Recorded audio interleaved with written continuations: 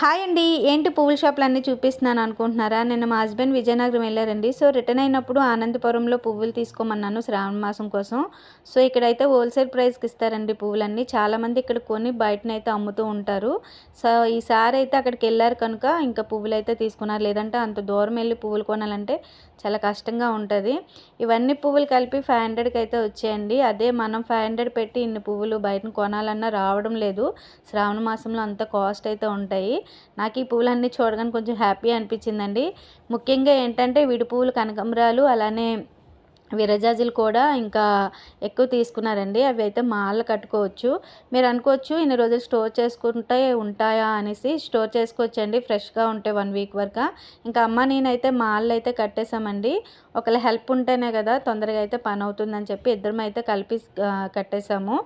So, ఇవైతే బాక్స్‌లో పెట్టుకుంటే ఇంకా మనం 1 వీక్ వరకే స్టోర్ చేసుకోవచ్చు.